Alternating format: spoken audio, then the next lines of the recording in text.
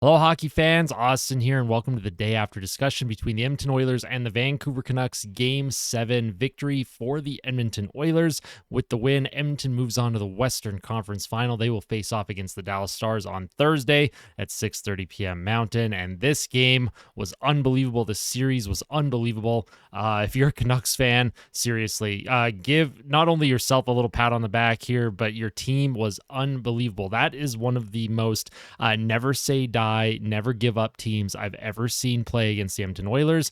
The Vancouver Canucks, there's a reason why they got as far as they did. They were not a fluke team. The fact that some people thought that the Canucks were a fluke, actually bothers me.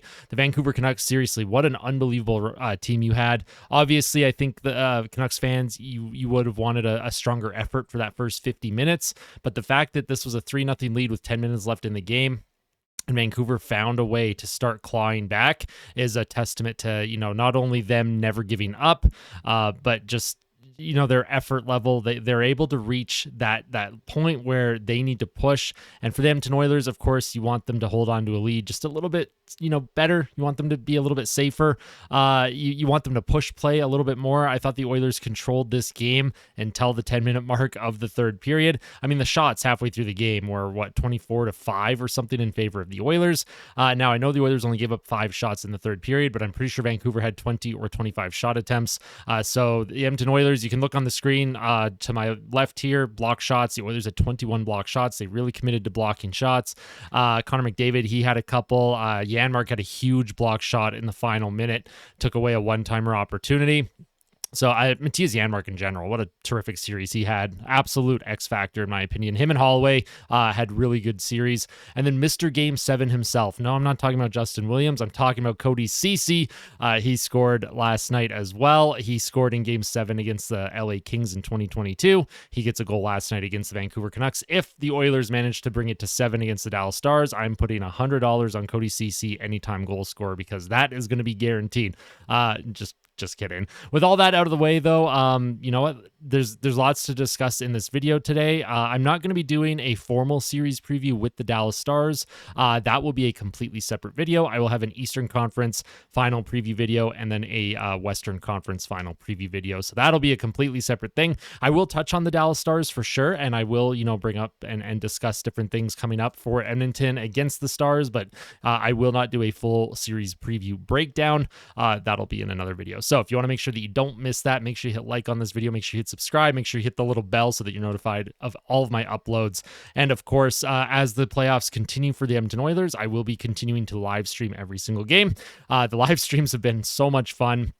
And I have to give a huge shout out to Canucks fans here before I get into the discussion video. Vancouver Canucks fans, they were really good sports right from the very beginning. So I want to give a huge shout out to everyone that, as a Canucks fan, was cheering for the Canucks, that tuned into the live streams, that commented on my videos, watched my videos, hit like on them. You know what? Twitter, Reddit, Facebook, they don't quite show how good these fans are. And I think the Vancouver Canucks fans, I think a lot of them get a bad rep because there's a very loud minority.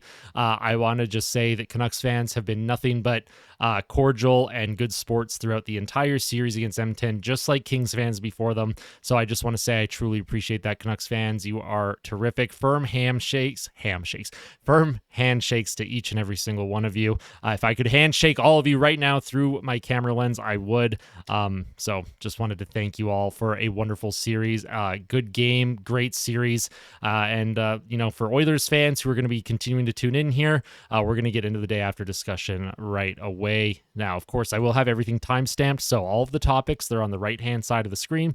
If there's any specific topic that you want to jump to, I will make sure it's timestamped for you, all right? And the bottom of the screen, those are the advanced metrics for the entire series in all situations. That was not just last night's game and not just 5-on-5. That is all situations. Those were the Oilers' high danger advanced analytics. And of course, the score 3-2 final last night. Edmonton wins the series 4-3. What topics do we have today in the day after discussion? Well, we have what a series, and that's all I can say about that. Hold a lead. Kris Knoblauch, Stuart Skinner, Mr. Game 7. I already referenced him earlier in the video. Evan Bouchard, and then I'll briefly touch on the Dallas Stars in the up next segment and then give my closing thoughts. So I don't foresee this video being nearly as long as some of my other day after videos. So we're going to start with the first topic here. What a series, and what a series it was. We had comebacks. We had last minute goals. We had overtime. We had a game 7. We had teams, getting out to a lead and blowing them. We had teams coming back. We had the best players showing up. We had some of the supporting cast show up. We had great goaltending. We had poor goaltending. I saw a lot of people on Twitter or X and Reddit kind of talking about how this series just didn't feel exciting to them. And I don't know if it's because I'm, cheering for the Oilers and I've interacted a lot with the fans. Every single game, like this is one of the most memorable playoff series that I can even remember throughout my life growing up. This is going to go down as a classic, an all-time classic to me. Were some games a little rough around the edges? Yes. Would you have liked better goaltending? Of course. And would you have liked to see the true best on best? Absolutely. I would have loved it if Thatcher Demko was able to play for Vancouver. I would have loved it if Brock Besser would have been able to continue to play and be in that Game 7 lineup for the Canucks. So when we look at it from that angle, sure, maybe it is a bit disappointing as a neutral fan that was tuning in, but I thought overall this was one of the most exciting playoff series that I've ever witnessed. I mean, every single game, my heart was just pounding out of my chest. You'll know from the live streams that I do, my heart rate regularly hit into the 140 to 160 range throughout the game. So it was a very, very exciting series. And last night was no different. The Oilers with a 3-0 lead. Vancouver, Connor Garland makes it 3-1. And then Hronek makes it 3-2 with 4.5 minutes left. But you want to know something? Hronek made it 3-2. And then Kris Knoblauch, he called his timeout. In game 1, the Oilers with that 3-goal lead. They had a 2-goal lead heading into the third period. Vancouver, when they tied the game, Knoblauch did not use his timeout. And then Connor Garland came in. He got the game winner eventually, not long after. But Kris Knoblauch, he is learning to use that timeout. Why bank the timeout? The timeouts don't, accumulate. You're not going to the Dallas series with extra timeouts if you don't use it. So I'm very happy that Kris Knoblauch called that timeout. That was a key moment in the game for Edmonton, and they did not actually give up a shot on goal after he called that timeout. So again, that's a testament to the team defense, blocking shots, and of course, sheltering Stuart Skinner, who I thought was good, not great. He made saves that he had to, and of course, I think the 2 goals that were scored against him, he didn't really have a chance on, in my opinion. Hronek shot through traffic from the point, and then Connor Garland, he gets a goal off of a egregious turnover from Ryan McLeod, right in the slot area. So it's tough to, tell Skinner, hey, you needed to save that. I thought Skinner, he gave the team a chance to win, and that's all you can ask for. In the 2 games that he played after the Oilers went down 3-2 in the series, he gave up 3 goals in those 2 games, so you can't ask for more from your starting goaltender. Yes, the Oilers only gave up a total of 32 shots on net in those, was it 32 shots? 15, 17, what is that, 27? Did the Oilers only give up 27 shots in the final 2 games of the series? My God. Okay, never mind. Yeah. Either way, though, Stuart Skinner, of course, like I said, he made the saves he had to, gave the team a chance to win. So with that out of the way, I'm going to talk about holding a lead. Now, holding a lead, this isn't just the Oilers. This was the Canucks, too. Both teams very notorious for just blowing a lead. The Edmonton Oilers had a big lead in game 1. They had a 2-goal lead in game 4, and they had to win it in the final 30 seconds of that game, final 40 seconds, because Vancouver came back in the third. Last night, 3-goal lead in the third period, and during the live stream, I had a lot of people asking me, like, hey, are you comfortable with the lead? And I kept telling them, absolutely not. I said Edmonton needs to not sit back. They need to make sure that they continue to, assert their game and play the way that they want to play, and, obviously limit the Canucks to the high danger and rush chances. But for the Oilers, man, 3-goal lead in the third period, it should not be that stressful. Now, the team is obviously, they've learned to hold on to the lead. I thought their defensive play, they put on a defensive masterclass for probably 50 minutes. The first 50 minutes of this game was a absolute defensive masterclass. So I can't get mad at them for that, but I can get a little irritated at the last 10 minutes there. Obviously, in a perfect world, Edmonton wins that game 3-0. we don't live in a perfect world. At the end of the day, they got the win. That's all that matters. Hopefully, going up against Dallas, if Edmonton is able to get a lead, the Dallas Stars are, Dallas it's going to be an unbelievable series against the Stars. I think the Stars are a terrific team. I think they're one of the deepest, if not the deepest team in the entire NHL. So I am very much looking forward to that. But the Oilers need to make sure that they are managing the puck way, way, way better against Dallas. And, just moving forward, man, if you got a lead, Oilers, please just hold on to it. I understand, the shell that they're trying to go into. I just don't think the team is built to collapse into that shell in third periods. I just don't think they have the personnel that is like catered or tailor-made to, play that style. The Edmonton needs to manage the puck and get on the attack. That's their game. And of course, defensively, keep them to the outside, nothing wrong with that. But, just in terms of holding the lead, please do a better job at holding the lead. And, my cardiologist, she is going to be extremely concerned when she takes Listen to My Heart later this summer. She's going to be like, what the hell has been going on here? And I'm going to be like, playoff hockey. That's what's been going on. So please hold a lead. At the end of the day, Edmonton did manage to hold on to the lead. Game 1, it was kind of symbolic, really. Like Game 1, the Oilers had a 3-goal lead. They blew it and lost. Game 7, the Oilers had a 3-goal lead. Almost blew it, but did not blow it.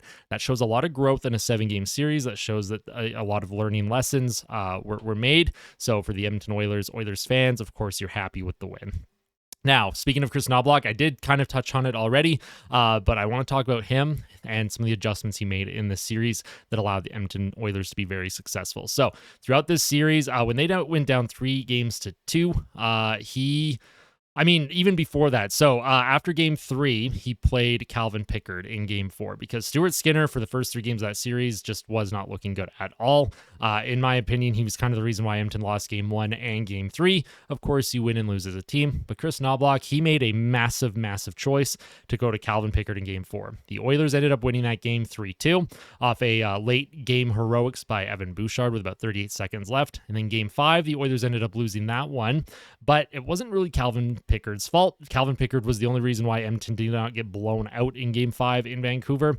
So there was a real tough decision for Kris Knoblauch. Do you keep going with Calvin Pickard, or do you go back in an elimination game and play Stuart Skinner, the guy that helped get you to the playoffs to begin with? He went back with Stuart Skinner, and there was a lot of fans that were very unhappy with that, and I understood the reasoning, but I even said this was a chance for Stuart Skinner to really flip the script, rewrite the narrative, rewrite history a little bit here.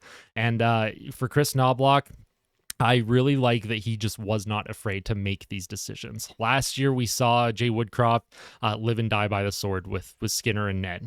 Refused to adjust his lineups, refused to try and get the proper line matchups for McDavid and Draisaitl on home ice. And we saw, coaches like Bruce Cassidy on the Vegas Golden Knights just absolutely eat him alive. And for Kris Knoblauch, he made active adjustments. And I think we're finally seeing a head coach that is not only talking about advanced analytics, but he's also using them when it comes to his personnel and his deployment on the ice. We saw it at home ice. Now, the Miller line, that was the checking line against Connor McDavid in Vancouver. That's who Rick Tocchet wanted out against McDavid.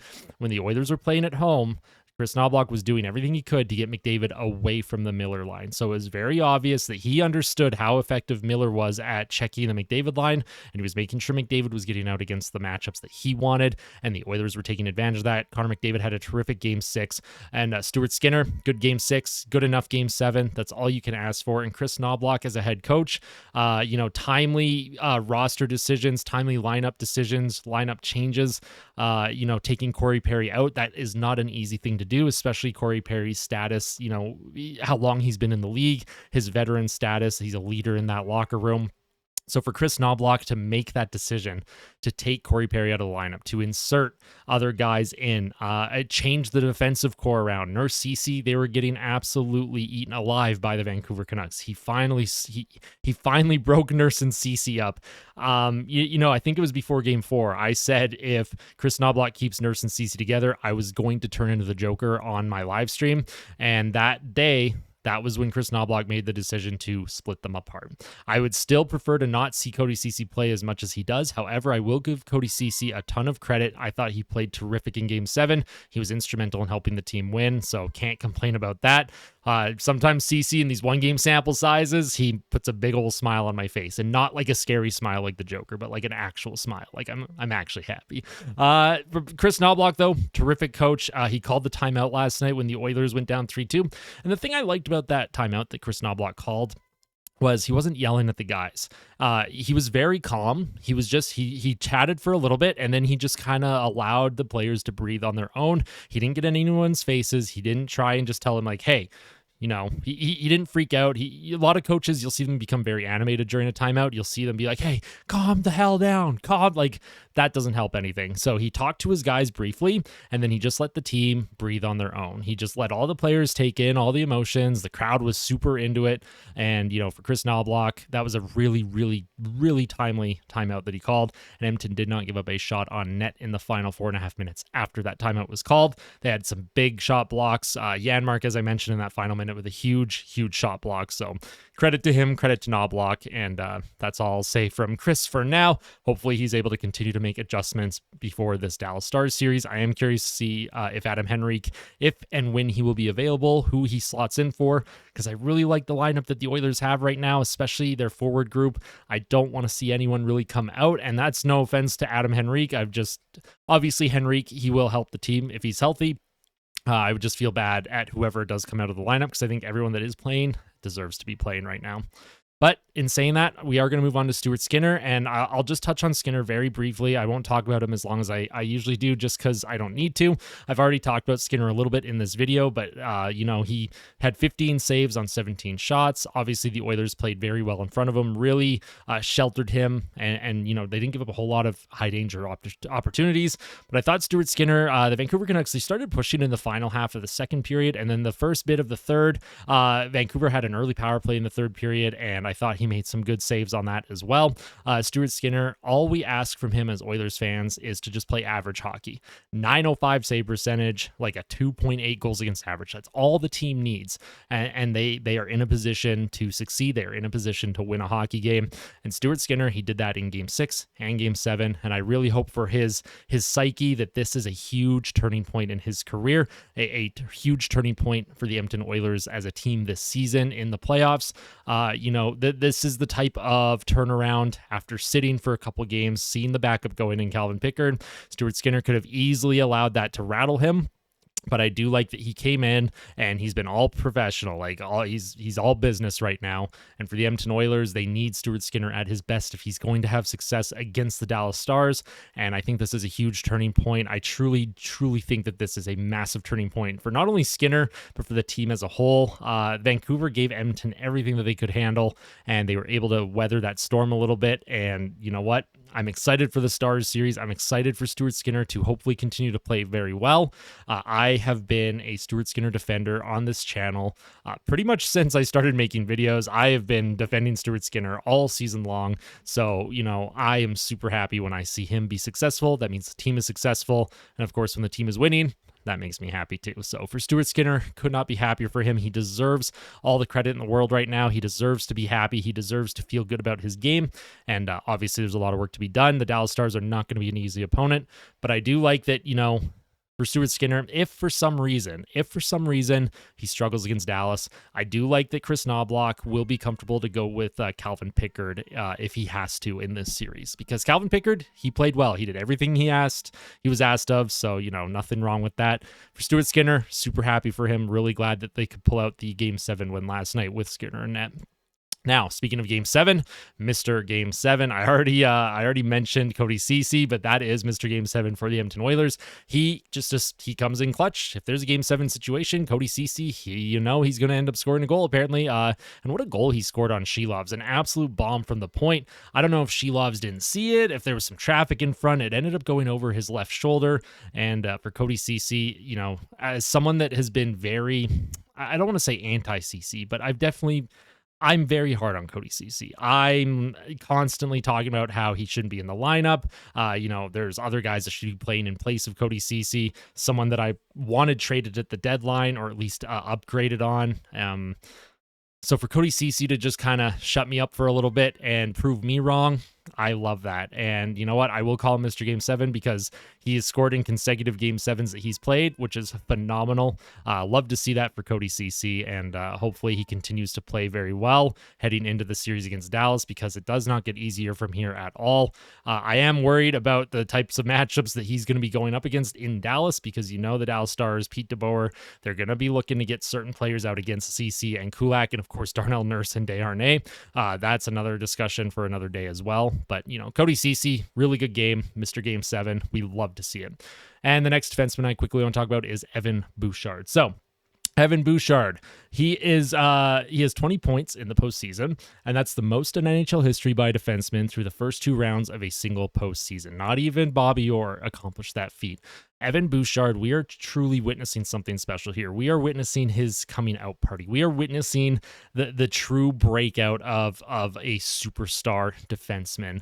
And Bouchard, he's always had all of the tools, and he's always had this offensive upside, but I think his defensive game is getting severely underrated because of the offense that he puts up and because of the defensive partner that he plays with in Mattias Ekholm. I think they work so well together. Now, do I think Ekholm has helped Bouchard's defensive game? Of course, but I also give a lot of credit to Bouchard himself, because at the end of the day, he's in control of his own play. He's in control of himself on the ice. Ekholm's not controlling his body when he's out there. Evan Bouchard, he is going to get paid. I would not be surprised if they just handed Bouchard and his agent a blank check this summer to get that extension done. And there's going to be big decisions to make, because Bouchard's going to get over $10 million a year most likely on his next contract long term. So, you can't have Nurse at $9.25 million a year and then Bouchard at over $10 million a year, and then they have to re-sign Draisaitl too. So there's a lot of decisions that this front office is going to have to make. The new general manager, of course, it won't be Ken Holland. Jeff Jackson and co will have to make these decisions. But, when I look at this defensive group, I think if you want to have one massively paid defenseman, you probably want it to be Bouchard. You probably don't want it to be Darnell Nurse. No idea how you shake up the core in that situation, but Bouchard, he's going to deserve all the money that he asks for and then some. Evan Bouchard has been a terrific, terrific player. He has been phenomenal, and I could not be happier. I love Bouchard. I love the Bouch bomb. He has 5 goals in the playoffs. He has 3 game-winning goals, and I thought he scored last night, but Hyman ended up getting a stick on it, which doesn't matter in the end of the day. But for Evan Bouchard, he's just been a phenomenal player for Edmonton. And he's one of the reasons why this team is moving on to the conference finals. Without his stellar play in rounds 1 and 2, Edmonton for sure does not move on here. So Evan Bouchard, you love to see it. He had the overtime winner in game 2. He had the game winner with 38 seconds left in game 4. He had 2 assists last night in game 7. Evan Bouchard, this is truly something special that we're witnessing here, and I don't want to take any of this for granted. Evan Bouchard, I really hope he's an Oiler for life, because man, is he good. I love Bouchard. But that's pretty much most of the talking points and discussion that I wanted to do today. As I mentioned, the Oilers game 1 is Thursday against Dallas at 8:30 p.m. Mountain. 8:30 p.m. Eastern. That would be 6:30 p.m. Mountain. I do like that now that it's the conference finals, we're going to get some earlier start times here. We're not going to get those 8 or 8:30 p.m. Mountain start times. So, just kind of quickly looking at the Dallas Stars. So, Miro Heiskanen actually leads the Stars in points. He has 13 points. A terrific defenseman, by the way. He's one of the best in the league. Dallas for goals. Wyatt Johnston leads their team with goals with 7. So, I'm looking at Dallas here. They don't have a lot of high point producers, but every single player on this team, every single forward has a goal except for Craig Smith on Dallas in the playoffs right now. And, that's a testament to their depth. They have a ton of depth. All 4 lines. Dallas rolls 4 lines. I nobody has ever played less than 10 minutes. Nobody has ever played more than 22 minutes. The Dallas Stars are so well built from top to bottom in their lineup. For the Edmonton Oilers, if they want to have success against Dallas, they have to trust the bottom 6. They have to give them ice time. They have to give them minutes, because you will not beat the Dallas Stars by playing Leon Draisaitl and Connor McDavid 25 plus minutes a night against them. We saw what happened with the Colorado Avalanche being forced to use McKinnon and Rantanen in these situations where they had to play a ton of minutes after Nikushkin was suspended, and they lost a couple other players due to injury. So for the Edmonton Oilers, there's a lot of work to be done here. The Dallas Stars are not going to be an easy opponent at all. I think if Edmonton could get past Dallas, that would be that I would be, I don't want to say I would be like shocked, but I truly do think Dallas is the team to beat out west. But again, I will have a full preview video on the Dallas Stars. I'm just kind of looking at the team as a whole here. Robertson has 12 points, Johnston 11, Stankoven has 3 goals, 3 assists, 6 points. Like Stankoven, unbelievable player. Tons of speed too. There's a lot of speed in Dallas's lineup. Like Johnston's fast, Stankoven's fast, Rupe Hintz is fast. This is going to be a real tough matchup for the Edmonton Oilers. And looking at their defensive group, they have Heiskanen, Suter, Lindell, Harley, and then Tanev and Lundqvist. Now, I know Petrovic had to step into the lineup. Yes, Alec Petrovic. Yes, the same one that played for the Oilers briefly. He stepped into the lineup because I believe, I don't know which defenseman it was actually that got injured for the Stars. It might have been Lundqvist. So there was an injury there. Petrovic had to come in. I don't expect Petrovic to play very often, as the series progresses, unless again there is some sort of like major injury on the Dallas Stars blue line, which I'll do a little bit of research before my series preview. I'll try and go over who is injured, who's not injured for both teams. That way we have a better idea. And then in net, of course, they have Jake Ottinger, who's 8-5. He has a 2.09 goals against average and a 918 save percentage. Jake Ottinger is vintage Jake Ottinger right now. He is playing some of the best hockey that he's played in his career.